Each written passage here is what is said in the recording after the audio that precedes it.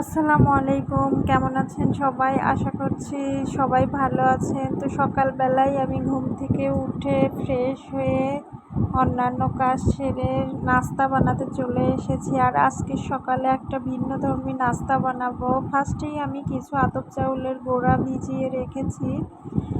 আর আজকে সকালের নাস্তা খাওয়ার জন্যে যেটা আমি আজকে বানাবো সেটা দেখতেই পাচ্ছেন। কিছু রসুন, পেঁয়াজ, কাঁচা পাকা মরিচ, শুকনো মরিচ আর ৫-৬টা চ্যাপা শুটকি নিয়ে নিয়েছি। এখন আমি এটাকে ভালো করে পরিষ্কার করে সিদ্ধ বসিয়ে দিলাম চুলাতে।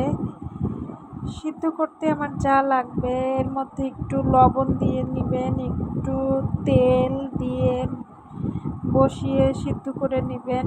আর এই ভর্তাটি কোনো প্রকার বাটাবাটির ঝামেলা ছাড়াই কিন্তু একদম সহজভাবে তৈরি করা যায়। আপনারাও চাইলে যখন কোনো কিছুই খেতে মনে চাইবে না এভাবে বাসায় বানিয়ে নিতে পারেন সেম প্রসেসে আমার মতো করে। আশা করছি খুবই ভালো লাগবে খেতে। এরপরে আমি শুটকিটা চুলায় বসিয়ে দিয়ে ব্যাটারটার কাছে চলে আসলাম। দেখুন ব্যাটারটা কি স্মুথ, কি সুন্দর সেট হয়ে গিয়েছে। এখন এটাকে আমি আরেকটু পানি দিয়ে পাতলা করে নেব এবং এর সাথে 2টা ডিম দিয়ে নেব। যেহেতু আমি 1 কাপের থেকে একটু বেশি চাউলের গুঁড়া নিয়ে নিয়েছিলাম, সাথে একটু কর্নফ্লাওয়ার দিয়েছি নরম হওয়ার জন্যে। আর এই যে 2টা ডিম 2টা দিয়ে এখন সুন্দর করে আলতো হাতে মিক্স করে নিব, কারণ এই পিঠার সাথে ডিম না হলে চলে না।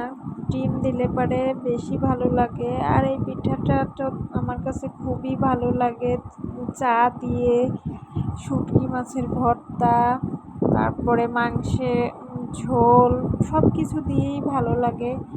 এভাবে যখন আপনাদের নাস্তা বানানোর ঝামেলা মনে হবে, এভাবে আমার মতো করে বাসায় নাস্তা বানিয়ে নিতে পারেন। আশা করছি অনেকটা সময় আপনাদের বেঁচে যাবে। তো এই যে দেখুন আমার বেটারের ইয়াটা কনটেন্সিটা একদম পাতলাও না আবার একদম ঘনও হবে না,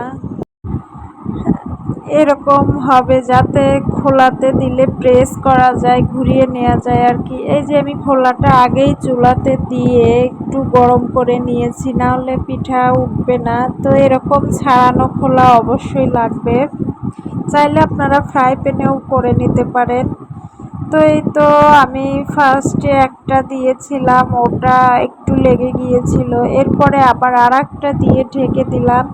এখন দেখেন কত ইজিলি এটা উঠে যাচ্ছে। আর পিঠাটা দেওয়ার সাথে সাথে চুলার আঁচটা একটু বাড়িয়ে দিবেন, তাহলে পিঠাটা আর লাগবে না।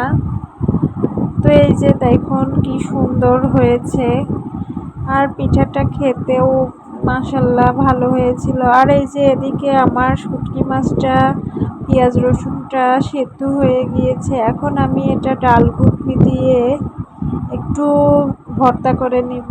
আপনাদের সবার বাসায় ডাল ঘুটনি তো অবশ্যই আছে, আপনারাও এভাবে ডাল ঘুটনি দিয়ে ভালো করে প্রেস করে ভর্তা করে নেবেন, যেন কাটাটা সহ সব ম্যাশ হয়ে যায়। এখন আমি এর মধ্যে একটু ধনিয়া গুঁড়া, হলুদ গুঁড়া, মরিচের গুঁড়া দিয়ে আর একটু তেল দিয়ে এটাকে নাড়াচাড়া করে নিব যতক্ষণ ভাজা না হয়। আর লবণটা আপনারা আপনাদের পরিমাপ মতো দিয়ে নেবেন।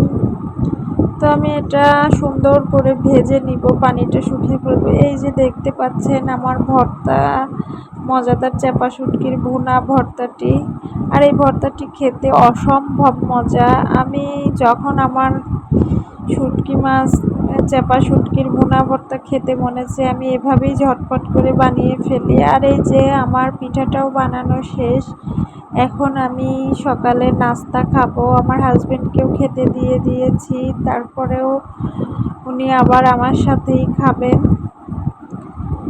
তো প্রচণ্ড খিদা পেয়েছে নাস্তা বানাতে বানাতে, আর এই নাস্তাটা আমার খুবই পছন্দের। তো অনেক দিন পরে আমি বানালাম। তো আজকের নাস্তাটি আপনাদের কার কাছে কেমন লেগেছে প্লিজ আমাকে কমেন্ট করে জানাবেন, এবং আমার পাশে থাকবেন আর আমার চ্যানেলটি সাবস্ক্রাইব করবেন। আগামীতে আবার দেখা হবে নতুন কোনো ব্লগ ভিডিও নিয়ে। সে পর্যন্ত ভালো থাকবেন। আল্লাহ হাফেজ।